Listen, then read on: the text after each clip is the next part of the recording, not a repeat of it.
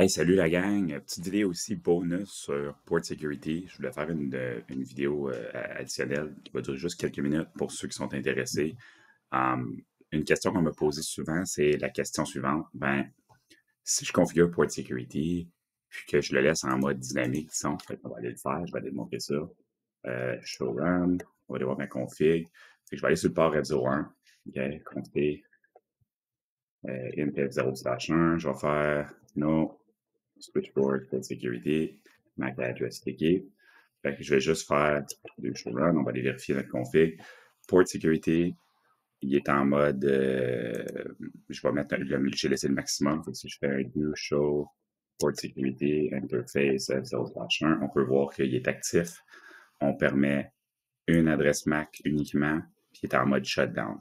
Mais il est dynamique. Fait que là, tu peux me dire, ben, pourquoi je mettrais le mode dynamique avec une seule adresse? Ça sert à quoi? Parce que logiquement, on le sait, si je branche le PC légitime ici, le port F01, puis qui fait ses pings, et c'est ça, je suis le PC légitime, je fais mes pings, la vie est belle, il peut pigner, tout marche.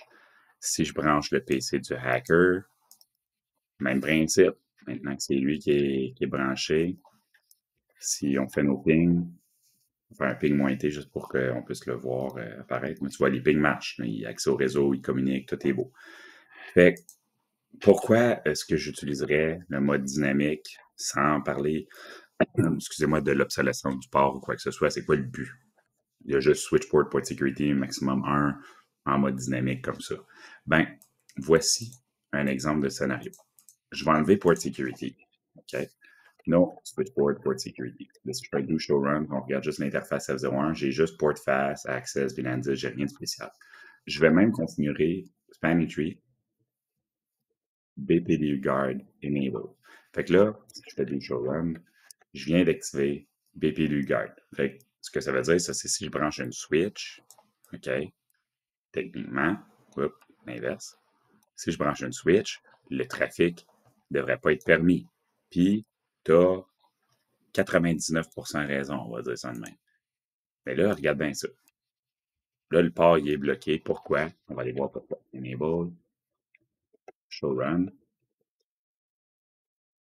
Et si tu regardes en ce moment, euh, la switch, elle envoie des BPDU, même si elle est en mode access parce que j'ai Spanning Tree qui est activé logiquement. Fait que dès qu'elle envoie un message, tu vois, ça dit ici, euh, receive BPDU on F01, on va bloquer le port. Fait que normalement, c'est ce qui se passerait si quelqu'un branche une switch normale ou une switch qui est configurée normalement, là, peu importe une switch Cisco ou autre, elle va envoyer des BPDU puis on va bloquer le port. Mais, regarde bien qu'est-ce qui arrive si je fais ça. Je vois ça switch road qu'on fait no spanning tree VLAN. OK?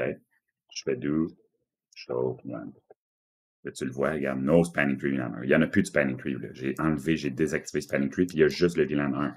Le port F01, puis F02 sont en mode access, non-negotiate, sont dans le VLAN 1. Fait que tous les ports de la switch row sont dans le VLAN 1. Fait que mettons qu'un hacker arrive avec une switch, puis il la met dans le VLAN 1, puis qu'il désactive l'envoi de BPDU.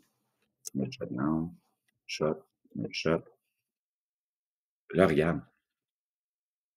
Là, je reçois des messages d'erreur de CDP à cause d'un VLAN mismatch, mais on s'en fout. Mon point, c'est que le port est en mode accès.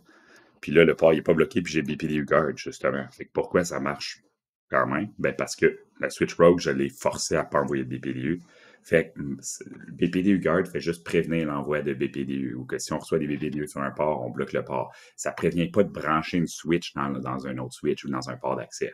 Fait que oui, implicitement, c'est supposé bloquer une switch. Si un employé arrive avec une switch, comme ici le PC legit, l'employé arrive avec une switch pour brancher plusieurs appareils, ça le bloquerait parce que normalement, une switch envoie des BPDU. Mais si on désactive l'envoi de BPDU et qu'on laisse tous les ports en mode accès ordinaire, ça va fonctionner VLAN 1, tout ça, ou peu importe le VLAN qu'on prend, c'est arbitraire. Fait que si je branche mon PC maintenant, regarde, câble, boom, PC legit, je le branche dans le port 2 de la Switch Rogue, mettons. Fait que là, si je fais mes pings sur mon PC, ça va finir par marcher. Ça va prendre un peu de temps, mais regarde, les pings marchent. Le port n'est pas bloqué.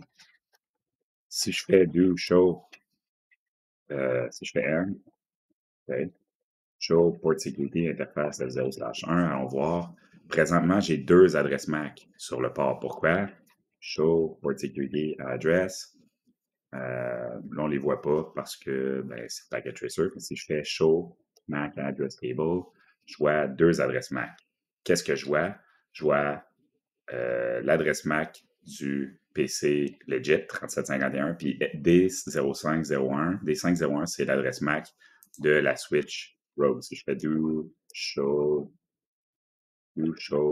interface F0/1, c'est le port F01, lui, on peut voir l'adresse MAC D501. Fait que j'ai 2 adresses MAC dans le même port. Fait que c'est ça le but de Port Security. Fait que le mode dynamique, il peut être intéressant si tu sais que tes ports ont seulement un appareil, puis tu veux être sûr que jamais une switch de brancher ou plus qu'un appareil, justement, avec un splitter ou des trucs spéciaux, tu peux aller justement sur ta switch, donc interface F0/1, et là, si je regarde do show run, j'ai rien.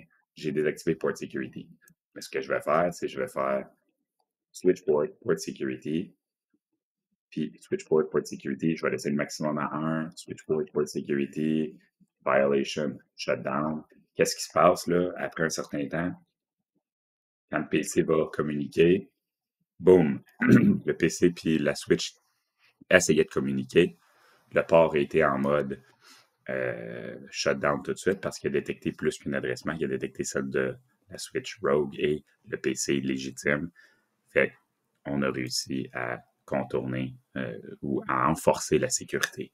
Fait que je récapitule. Pourquoi port fast en mode dynamique quand on sait très bien que si je change de PC à tous les jours, que le hacker se branche à la place d'un employé, ça va rien changer, ça va pas être bloqué. Si je veux être sûr qu'il y a juste 1 ou 2 ou 3 ou peu importe le nombre d'appareils, je peux mettre juste switch port security, laisser le maximum à 1, 2 selon le besoin, le laisser en mode dynamique comme ça. Puis si on a plus qu'un appareil branché sur le port, on est sûr que le port va aller en mode shutdown parce qu'on va pas respecter la violation. On va avoir une violation de notre règle. Fait que, that's it pour aujourd'hui. J'espère que ça vous a intéressé pour ceux et celles qui avaient ce questionnement-là. J'arrête la vidéo ici. On se retrouve dans une prochaine vidéo. Salut là!